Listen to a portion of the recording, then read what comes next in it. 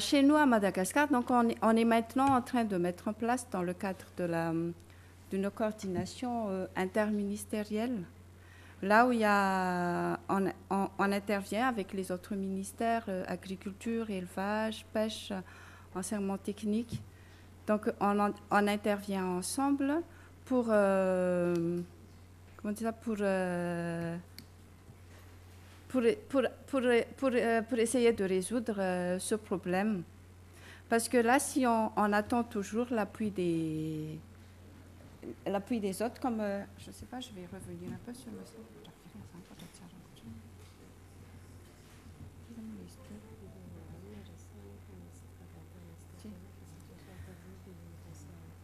Oui, donc on est maintenant dans un travail interministériel pour essayer de résoudre ce problème-là. Donc, tu vois, dans le cadre là où il y a MAD, ministère de l'Agriculture et...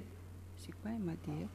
Ministère de l'Agriculture, de l'Élevage, de la Pêche, Forêt, Artisanat et Enseignement Technique, on essaie de travailler ensemble pour résoudre le problème. Merci. Je pense qu'on peut avoir une autre question. Malik, oui. J'ai tous une question à poser, parce que j'ai vu que dans la présentation du diapo, vous avez dit que un des problèmes que vous avez rencontrés, c'est les jeunes qui, après avoir fait une formation, est confronté à un problème de choix de métier. Et je pense que, bon, je ne sais pas dans quelles conditions le recrutement des jeunes est fait. Si le jeune est motivé au préalable par un métier avant de rentrer dans les centres de formation, ou bien il subit un concours et ensuite, une fois la formation terminée, c'est à ce moment-là qu'il se pose la question de savoir quel est le métier que je vais faire.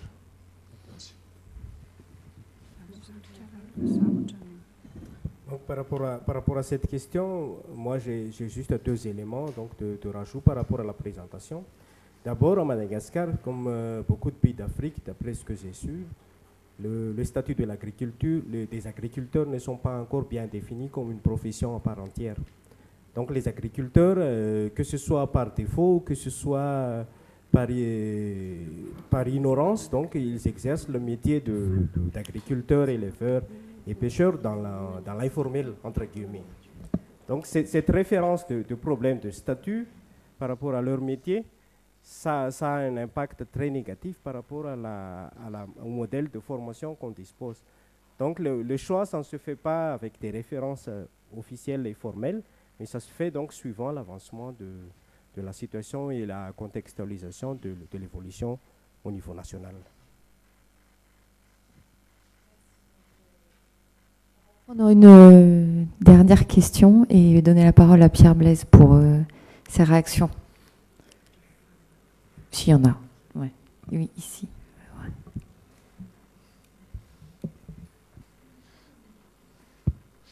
Ouais. Oui, ce matin, la dame qui a fait l'introduction parlait des différents enjeux politiques qu'il pouvait y avoir derrière la formation. Ici, Madame Francine nous a présenté les enjeux politiques pour le Minagri, démographiques, technico-économiques, etc. Je pense qu'on est aussi dans un contexte, alors je vais encore parler de la vision depuis Madagascar, mais peut-être ça fera écho à d'autres pays, encore une fois, où la profession agricole, là, Serge vient de dire l'importance que les OP soient impliqués. À Madagascar, la profession agricole est encore malheureusement un peu faible, malgré le réseau SOU, malgré FIFATA. Et donc je pense qu'un des enjeux politiques aussi de la formation pour les OP, en tout cas c'est ce que FIFATA défend à travers les collèges, un des enjeux politiques c'est aussi celui du renforcement des organisations paysannes. Alors c'est vrai qu'en France, le développement de la formation agricole s'est fait en lien étroit avec les organisations professionnelles, les jeunes agriculteurs dans les années 60. Mais il y avait déjà 80 ans de syndicalisme agricole derrière. Aujourd'hui, les organisations paysannes à Madagascar ont 20 ans, 25 ans. Réseau SOU va fêter son 10e anniversaire la semaine prochaine. FIFATA, 25 ans en mois de septembre. Il n'y a pas encore un mouvement paysan aussi fort qu'il était en France dans les années 60. Et donc, je pense qu'il y a aussi cet enjeu politique-là. Je me pose la question au Cameroun, j'en discutais hier avec quelques personnes, comment la profession avait été vraiment et pleinement impliqué et efficacement impliqué dans la construction du dispositif national. Je pense que ça pose derrière la question aussi par rapport aux bailleurs, comment soutenir les processus et les dynamiques de construction de stratégies nationales phares. Ce qui est fait au Cameroun est vraiment très intéressant et il y a plein de choses sur lesquelles nous on s'y retrouve dans ce qu'on fait, la formation longue, de qualité, l'accompagnement post-formation, enfin, on se retrouve vraiment sur beaucoup de choses. Mais je pense qu'aussi aujourd'hui il y a besoin de soutenir les organisations professionnelles pour qu'elles puissent vraiment participer et pleinement participer au processus de rénovation. Voilà, c'était juste une petite remarque. À aller au pupitre et nous faire part de ses réactions. Donc c'est une présentation qu'il a faite au cours de la matinée pour pouvoir rebondir effectivement sur les présentations qui ont été faites. Et voilà, donc je te laisse la parole. J'interviens à un très mauvais moment parce qu'on est tous fatigués, on a tous entendu des choses et le ventre commence à faire son appel. Mais je voudrais schématiser très rapidement mon intervention pour que pour les uns et les autres, ça laisse des traces. C'est une espèce d'entonnoir où à l'amont, on a la formation et à la sortie, on a l'insertion. Et nous avons mis à l'intérieur 7 ingrédients. Si vous retenez 2, c'est bon. Si vous retenez 5, c'est encore mieux. 7, ça risque d'être difficile. Et c'était pour répondre à la question qui a été posée par Isabelle Touzard ce matin. Comment on monte tout ça? Parce que si on vient penser à la formation, à l'insertion, on est en difficulté. Donc à l'amont, on a essayé de se poser la question, qu'est-ce qu'on met à l'entrée pour que le produit qu'on attend soit meilleur? Et c'est pour ça que la conception de la formation était faite pour qu'elle prépare à l'installation. Et c'est l'objectif d'ailleurs du programme dit améliorer la qualification des acteurs agricoles en vue d'une meilleure insertion. Donc on comprend très bien que l'option était de raisonner une formation qui permet de s'insérer. Et je voudrais dire qu'on parle plus au Cameroun. Ce n'est pas un modèle, vraiment, notre objectif n'est pas d'avoir un modèle, on veut faire quelque chose made in Cameroun. Donc ça n'a rien de modèle pour les autres. Mais on parle plus d'insertion que d'installation. Et vous allez comprendre parce qu'il y a une composante sociale à l'intérieur. Nous avons aussi fui au Cameroun, quand on te nomme, on t'installe. On te donne l'autorité. Mais je ne sais pas si en installant un jeune, on lui donne l'autorité. Nous avons voulu fuir un peu tout ce contexte pour dire non, parlons plutôt d'insertion, parce qu'il y aura une insertion sociale, une insertion professionnelle, une insertion dans l'environnement. Il y a tellement de facteurs qu'il faut éviter de dire installer, qui nous semble plus mécanique que processus. Et je veux donc partager avec vous les 7 entrées. La première entrée, c'est qu'on dit on va donner un statut au métier. Parce que la première chose qu'on a au Cameroun, quand un parent voit son enfant s'installer, il a raté l'éducation de son enfant. Les métiers porteurs au Cameroun, c'est militaire, hein, policier. Mais attends, dans ces conditions, il faut qu'on raisonne un métier. Et on a donc dit, pour raisonner le métier, nous allons écrire un référentiel de métier. Et on en a écrit des référentiels, je ne viens pas dedans. Et pour écrire les référentiels, on a eu 3 sous-entrées. Analyse du travail. Ça veut dire que celui qui veut être agriculteur doit fait quoi? C'est une démarche d'écriture de référentiel. Ceux qui ne sont pas habitués à ce vocabulaire, j'explique tout simplement. On veut savoir ce qu'il fait. Les autres qui font le métier nous disent ce qu'il doit faire. Ce qu'il emploie, si quelqu'un veut employer quelqu'un dans ce métier, il nous dit qu'est-ce que lui veut que ce type-là fasse. Ses collatéraux nous disent, mon voisin, c'est bon que mon voisin fasse telle chose. Et cette analyse, cette partie analytique est complété par une partie prospective. Est-ce que ce métier va évoluer demain? Quelle sera la configuration que ce métier aura demain? Ça, c'est le premier élément. Le deuxième, c'est le regard éducatif. Si on laisse le métier rien qu'à des professionnels coupés du milieu social, coupés du milieu culturel, et qui sont en fait des citoyens, on s'est dit non. Ça risque d'être un regard très pointu du métier. On a ajouté le regard éducatif. Et enfin, le projet professionnel. Pendant qu'il se forme, il réfléchit sur son projet de vie, finalité réelle de sa formation. Ça, c'est la première entrée. Et vous voyez qu'elle a débouché sur, dans l'écriture des référentiels, elle a débouché sur 7 champs de compétences. Le chiffre 7 revient toujours dans nos vies. Production végétale, production animale, transformation, commercialisation, gestion des ressources naturelles. L'analyse du travail ne nous a pas dit gestion des ressources naturelles, mais on s'est dit dans la prospective, si ce bonhomme fonctionne en prédateur, va-t-il vivre très longtemps? Il faut qu'il se soucie des ressources et qu'il laisse quelque chose aux enfants. La gestion de l'exploitation et le socio-culturel et citoyenneté qui nous semble un pan incontournable. Puis, deuxième regard, deuxième entrée, accompagnement à l'élaboration du projet, parallèlement à la formation. Donc, une flèche là, il fallait à tout prix raisonner le projet pendant qu'on forme le jeune. On a mis ça comme une des entrées, mais cette entrée, il fallait raisonner revenu agricole. Betty le disait hier, pour nous, c'était un incontournable. Si on veut que le gars s'installe dans ce métier, on doit lui dire qu'est-ce qu'il gagne comme revenu agricole. Et comparer ce revenu avec les autres secteurs d'activité. Sinon, il ne viendra pas. Et là, on a identifié 2 C, vous en avez parlé hier. Le C de survie, là, il n'est pas loin de ses parents. S'il est seulement en survie, il croule dans la misère de toutes les manières. Mais le C de reproduction sociale, c'est à partir de quel moment il commence véritablement à vivre et à être au même niveau que les autres acteurs de la société. Alors, les lectures, et on a fait 5 dimensions de lecture. Je vous fais grâce à ces dimensions. On regarde la technique, on regarde l'économique, on regarde le social, on regarde l'environnemental, on regarde le financier. C'est ça son projet. Ce que tu as fait là, ça te donne combien? Tu as regardé si socialement, on ne va pas interpréter ça comme la sorcellerie. Parce que si tu fais une chose et que tout ton environnement dit que c'est de la sorcellerie, alors tu vas partir de là sans t'installer de toutes les manières. Puis, il y a le regard gouvernance de la formation et de l'insertion. Et je réponds à son... Il nous a posé la question, comment on a fait pour impliquer les OP?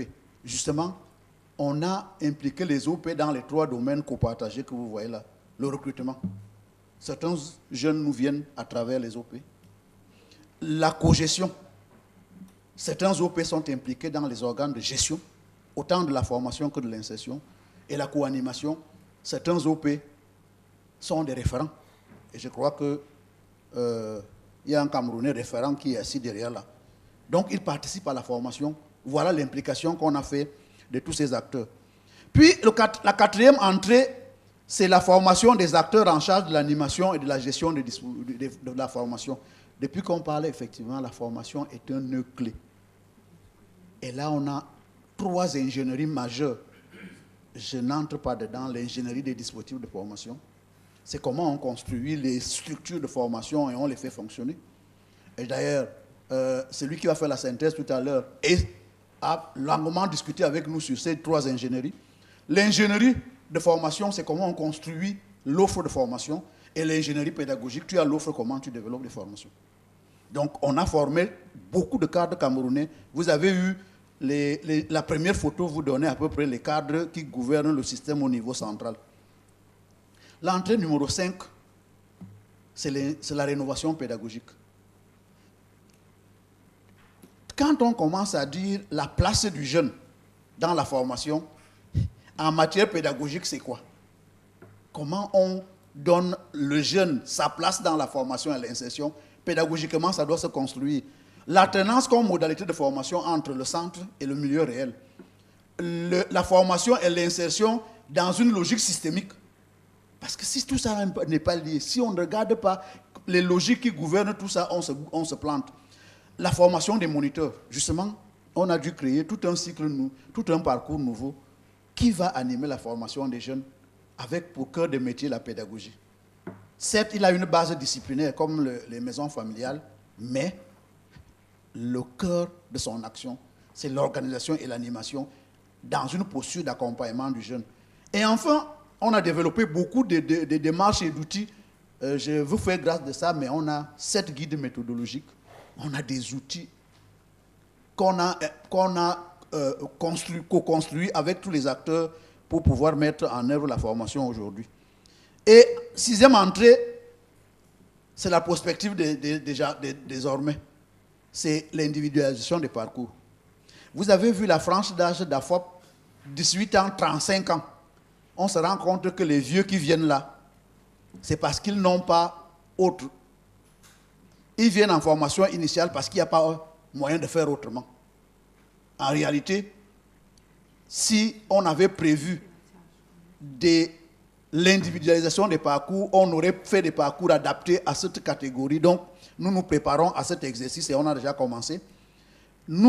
On termine par le rôle des territoires et les partenariats. On est en train de développer beaucoup de partenariats. Nous en avons à peu près dans les domaines de la microfinance, de l'interprofession, avec les universités, parce que les cadres supérieurs doivent obtenir des masters dans le domaine des ingénieries plus haut. Les masses médias, pour faire ce que certains ont appelé ici, promouvoir des cas de succès, success stories. Nous signons des partenariats avec les masses médias, la voix du paysan, pour parler de nos jeunes et que les jeunes parlent d'eux-mêmes, les coopératives, la recherche et les autres projets de développement. Et en réflexion, nous allons faire des voyages d'études pour voir comment les territoires facilitent l'entrée des jeunes. Mais je termine donc par les conséquences. En réalité, la durée de fonction, la durée de la formation dépend de ces 7 entrées. On ne peut pas définir la durée avant. Et justement, on est confronté à un problème au Cameroun politique où certains politiciens estiment que 2 ans, c'est trop long. Mais trop long pour faire quoi? Trop long, on n'a pas fixé 2 ans par hasard. C'est en mettant tout ça ensemble qu'on s'est rendu compte qu'on ne peut faire qu'en 2 ans. Alors, je voudrais piquer un peu Anne-Laure qui est au FIDA, parce qu'ils sont en train de réfléchir sur un modèle au Cameroun d'incubateur. Je voudrais tout simplement dire que l'incubation qui est empruntée du langage des entreprises doit être adaptée à l'agriculture. Quand tu crées ton entreprise, socialement, tu peux être dégueulasse. Si tes produits sont attrayants, tu les vends. Mais quand tu crées une entreprise agricole, si socialement tu es dégueulasse, tu es un gars mort. Les manœuvres, tu n'auras pas. Rien que ça. Les gens ne viendront pas dire, ah, lui là, les manœuvres, tu n'auras pas. Il y a des gens qui vont manifestement refuser de payer tes tomates. Quelle que soit la belle présentation de tes tomates, ils disent, lui là, je me débrouille. Donc, si on zappe complètement parce que l'incubateur ne regarde que la composante professionnelle et même très souvent technique, on met le gars dans le moule 4 mois pour qu'il soit techniquement bon. Mais techniquement bon et socialement dégueulasse, on se verra dans bientôt. Donc, quel poids donne-t-on à la formation quand on installe quelqu'un? Il faut quand même réfléchir un peu. Quelle durée? La durée est une conséquence des capacités qu'on veut qu'à terme, il puisse acquérir pour s'installer. Sinon, 4 mois avant, tu dis formation, non, incubation, 4 mois. Le contenu est où? Comment ça s'est passé pour tomber à 4 mois? Et quand c'est une exigence du politique qui dit, je vous dis, faites-moi ça en 6 mois. Comment tu compresses ces 7 entrées? Voilà un peu la première chose. Et les moyens aussi sont en fonction de ça. Si vous voulez embrasser et raisonner systémique la formation pour une installation durable, vous mettez les moyens qui vont avec, sinon on laisse tomber. Alors, je termine donc pour dire, le rêve serait, pour tomber sur mes pieds, comme Francine disait, si on s'accorde sur ce qu'il faut à un jeune pour s'installer, il serait peut-être intéressant qu'on arrive à construire des basket funds pour que tous ceux qui travaillent pour l'installation des jeunes viennent mettre leurs ressources pour que ce processus soit réellement cohérent. Mais si chacun coupe une partie de ça et pas faire sa part, on est bel et bien parti pour revenir une autre fois parler de l'installation des jeunes. Je vous remercie. Merci beaucoup. Alors, Jérôme, exercice difficile de faire la synthèse rapidement. Et j'en profite pour remercier vivement tous les contributeurs de la matinée. Oui, ben, je vais commencer par remercier tous les gens qui ont présenté des choses là ce matin pour la qualité et puis la richesse de ce qui a été présenté. Alors du coup, c'était très intéressant, puis c'est assez difficile d'en faire la synthèse à chaud comme ça, direct. Donc je vous demande votre indulgence par avance si jamais j'oublie des choses qui sont importantes. On m'a donné la consigne, on m'a dit, voilà, Jérôme, la synthèse, il faut que tu dégages 4 idées fortes, c'est à 10 minutes. Donc sur les 4 idées fortes, je me suis limité. Sur les 10 minutes, je vais essayer de les tenir. Alors, de tout ce qu'on a entendu, moi j'ai essayé de dégager 4 champs ou 4 domaines qu'on a évoqués là à travers les différentes interventions et qui sont importants, qui sont d'abord tout ce qui va tourner autour du champ de la construction des compétences chez les personnes qui vont s'insérer ou qui vont s'installer. Un deuxième champ autour de tout ce qui est le projet d'installation, le projet d'insertion, le projet de vie des gens, c'est un deuxième champ. Un troisième champ autour de l'accompagnement et de l'insertion dans les réseaux d'acteurs et dans les territoires. Et un quatrième champ important aussi qui a été évoqué sur le changement d'échelle. J'aime pas beaucoup le mot massification, ça fait un peu recette de cuisine ratée, mais le changement d'échelle. Voilà. Donc, je vais les reprendre un par un en essayant un petit peu de détailler les choses qui ont été dites. Sur la construction des compétences, ce que j'ai retenu, c'est que d'abord, c'était très en lien avec le contexte, la région, le type de production. Et donc, il y avait un lien très étroit au contexte dans lequel on travaillait. Donc, il n'y avait pas de solution miracle, toute faite, tout de modèle sur lequel se baser. La deuxième chose, c'était qu'en termes de compétences, il y a une diversité de compétences, de champs de compétences à construire. Il y a au moins 4 dimensions. Une dimension technique sur tout ce qui est production, transformation, commercialisation, mais aussi des compétences techniques non agricoles, ça a été évoqué pour d'autres activités que des activités agricoles. Un deuxième champ sur l'économique, avec tout ce qui va tourner autour de l'analyse de l'exploitation, des résultats de ce qu'on est en train de faire, le pilotage, les choix, l'orientation de l'exploitation agricole qu'on a. Un troisième champ qui est social. Je ne vais pas développer beaucoup, Pierre Blaise vient d'en parler beaucoup, mais en tant que quelles sont les compétences dont on a besoin pour s'insérer dans le réseau d'acteurs qu'il y a, pour avoir joué pleinement son rôle de citoyen. Et puis il y a un quatrième champ qui est autour du savoir-être un petit peu, et c'est tout ce qu'on a dit sur l'esprit d'entreprise, c'est pas simplement d'avoir des compétences techniques pour conduire une activité agricole, mais il faut avoir sa propre entreprise et se lancer là-dedans, prendre des risques, vaincre la peur de s'endetter, etc., éventuellement, etc. Donc il y a, en termes de compétences, il y a au moins ces 4 dimensions qui sont à prendre en compte. Et puis il y en a une supplémentaire qui est un petit peu transversale, c'est ce qui a été dit sur l'auto-formation, la capacité d'adaptation, d'acquisition d'informations ou de compétences dont on va avoir besoin au fur et à mesure de l'histoire de sa vie dans son projet de vie, son projet professionnel. Donc sur la construction des compétences, on a dit le lien avec le contexte, la diversité de ces compétences à prendre en compte dans les programmes de formation. Et donc ça doit orienter déjà les contenus de formation. Et on a parlé aussi beaucoup de pédagogie, c'est-à-dire que la façon dont on traite, dont on métabolise ces contenus dans l'activité de formation. Et il y a des choses importantes qui ont été dites à travers l'importance de l'alternance, c'est-à-dire des phases entre des allées en situation professionnelle et puis un retour, et une capitalisation, une formalisation des acquis de cette expérience-là. On a parlé aussi de pédagogie active, où l'apprenant est acteur de cette formation, il n'est pas simplement éponge. Et puis sur l'importance de se centrer sur l'expérience, des participants pendant cette formation. Donc en termes de pédagogie, ce n'est pas simplement en termes de contenu qu'on doit raisonner, mais aussi en termes de pédagogie. Et ça découle au moins 3 choses sur les formateurs qui vont être impliqués là-dedans. Un, ça a été dit à plusieurs reprises, c'est le rôle, l'importance capitale de réfléchir, de raisonner, de construire des programmes de formation de formateurs. Ça ne s'invente pas, formateur, ça se construit.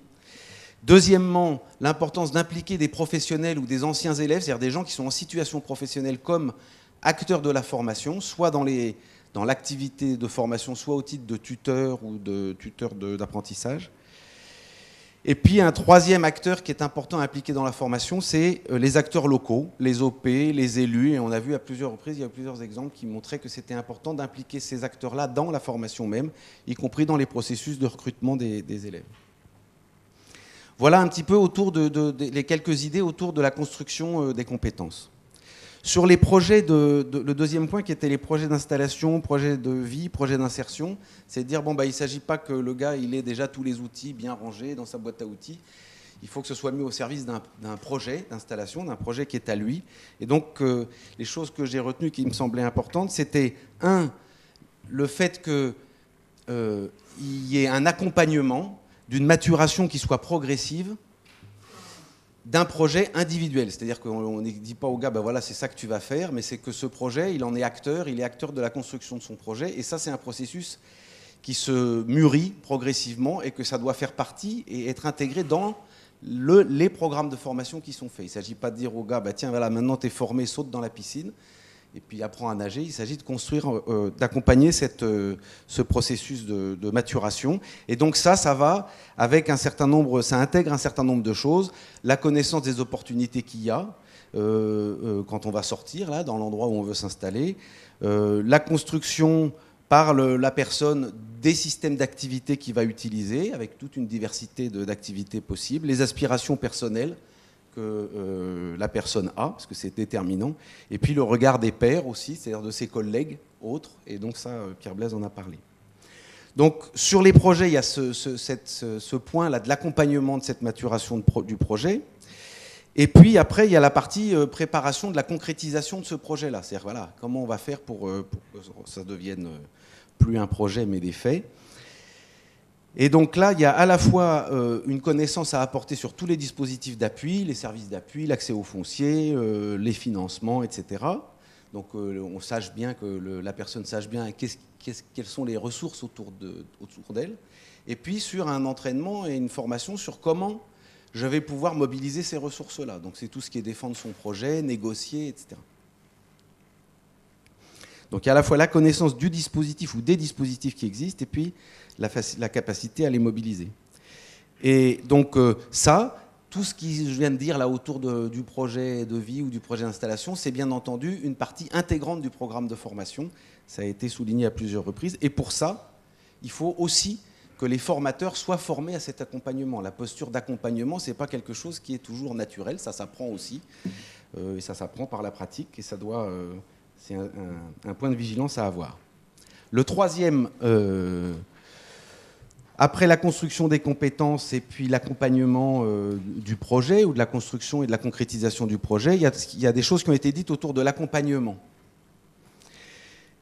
Et ce que je retiens, c'est que finalement, il ne s'agit pas d'avoir des gens qui sortent avec plein de bons outils dans la poche et puis un projet clair, mais après, il faut que ça vienne s'insérer dans un écosystème favorable. J'appelle un écosystème au sens écosystème pas écologique, mais un écosystème d'acteurs et un système qui soit favorable pour que l'installation soit durable.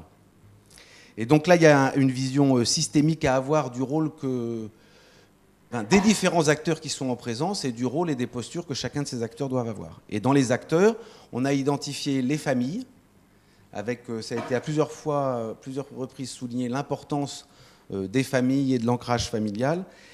On a évoqué aussi les pairs, c'est-à-dire les autres producteurs et les autres personnes qui produisent, et les organisations professionnelles agricoles.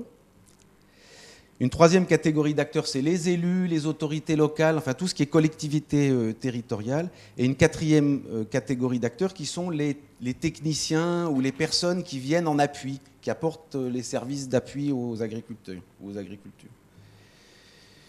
Et donc, on a parlé par rapport à ça de l'intérêt d'avoir une concertation, alors sous forme de plateforme ou autre, une concertation entre tous ces acteurs, de l'importance qu'ils soient associés, je l'ai déjà dit, mais je le répète, en amont dans toutes les activités de formation et de pilotage des formations, et que ces acteurs-là soient également, en tout cas pour certains d'entre eux, formés à leur rôle de formateur, à leur rôle d'accompagnateur, à la défense des intérêts spécifiques des jeunes qui s'installent. Enfin bon, il y a un travail de formation aussi à faire probablement sur un certain nombre de ces acteurs-là. Sur l'accompagnement, c'est aussi là qu'on doit construire cet accompagnement post-formation qui est que il n'y a pas de rupture entre je quitte le milieu de la formation pour rentrer dans le milieu professionnel, mais au contraire, il y a une continuité. Et c'est aussi à ce moment-là que se pose, à mon avis, la question de l'évaluation. C'est-à-dire que c'est au moment où les jeunes ou les moins jeunes sont en train de s'installer qu'on va pouvoir mesurer l'impact du dispositif de formation qu'on a mis en place, ce qui se passe par rapport à ce qu'on avait prévu. Et ce qui est important, ce n'est pas simplement de le mesurer, mais c'est de faire en sorte que les résultats qu'on en tire viennent bien réalimenter le dispositif de formation lui-même. Donc c'est de travailler un petit peu sur le retour et la façon dont sont métabolisés les résultats de ces évaluations dans les actions de formation. Et puis j'arrive au dernier point, qui est sur le changement d'échelle. Donc à plusieurs reprises, on a évoqué les enjeux démographiques et sociaux qui étaient énormes. Donc ce n'est pas une petite affaire. On a invoqué du coup, lié à ça très directement, l'importance de la dimension politique de cette histoire-là. Donc à la fois sur la dualité entre ministères, la difficulté à travailler ensemble, la nécessité d'une coordination des différents points de vue, mais aussi sur la prise en compte de l'importance de ça, qui doit se concrétiser en espèces sonnantes et trébuchantes par des budgets qui sont alloués à la hauteur de l'importance de cette affaire. Donc l'importance de la dimension politique. Un deuxième point qui est très important, qui a été souligné aussi, c'est qu'il faut donner envie. Enfin, je le dis comme ça, il faut donner envie. Comment on s'y prend pour donner envie? Et donner envie à quoi? Donner envie de s'installer dans l'agriculture. Ça a été dit, c'est pas attractif, la famille ne nous pousse pas à ça non plus. Donc comment on rend ça attractif? Et donner envie d'aller à l'école, ou d'aller se former. C'est pas forcément à l'école qu'on se forme, mais d'aller se former. Et donc il y a un travail aussi, une réflexion, c'est comment on fait par rapport à des préjugés, des a priori, comment on fait pour faire évoluer les choses et faire bouger les lignes. Toujours sur le changement d'échelle, on a parlé beaucoup des différents dispositifs de formation qui pouvaient exister, en disant que les dispositifs devaient être adaptés aux différents contextes, qu'il ne s'agissait pas d'avoir quelque chose d'homogène et de normé, mais qu'au contraire, il y avait une richesse à voir coexister différentes approches, différents systèmes, différentes pédagogies, puisque tout le monde n'avait pas forcément les mêmes façons d'apprendre ou les mêmes disponibilités. On a évoqué pour le dispositif aussi l'articulation que ça doit avoir entre système de formation professionnelle et puis le système éducatif. Sur la question de est-ce qu'on s'adresse qu'à des jeunes qui vont être en formation initiale, comment on intègre des gens qui sont déjà installés, donc la place et l'articulation entre formation initiale et formation continue. Et on a parlé aussi de l'intégration, enfin de la réflexion qu'il faut avoir sur l'intégration des déscolarisés. Les cohortes de gens, on voit bien que quand on passe du primaire au secondaire, il y a quand même beaucoup de pertes de charge. Et donc ces gens-là qui sont exclus du système, comment on les récupère d'une façon ou d'une autre? Et donc quels sont les dispositifs qui permettent de les récupérer et de les intégrer? Voilà. Alors, autour de ça a été évoqué aussi l'intérêt et la richesse qu'il y avait à capitaliser les différentes expériences et à les partager, à travailler sur des échanges d'expériences, des échanges de pratiques, pour construire chacun sa propre sauce qui sera adaptée au contexte dans lequel on travaille, mais en s'inspirant des erreurs et des réussites des autres. Et puis, ça, c'est le dispositif institutionnel, et ça, c'est le dernier point, après je rajoute, rassurez-vous, par rapport à cette question du changement d'échelle, aux enjeux quantitatifs de personnes qu'il y a à former, on raisonne beaucoup en termes de dispositifs, c'est comment on s'y prend, quel dispositif avec des S, à quel et à dispositif on va construire pour pouvoir contribuer à la formation de tout ce monde-là. Et je me demande si en plus des dispositifs institutionnels qu'on imagine, il n'y a pas quelque chose aussi à réfléchir autour d'un dispositif que j'ai appelé diffus, c'est-à-dire que chaque acteur qui intervient quelque part en appui au développement rural, dans quelle mesure chacun de ces acteurs ne devrait-il pas avoir un minimum de bagage, de compétences en termes de compétences de formateur ou de compétences pédagogiques.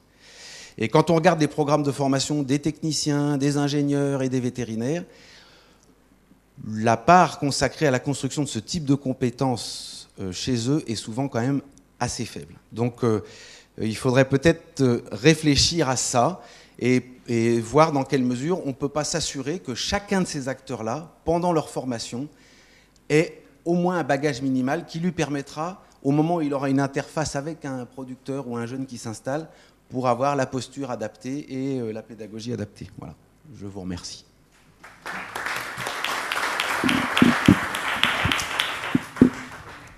Merci et bon appétit.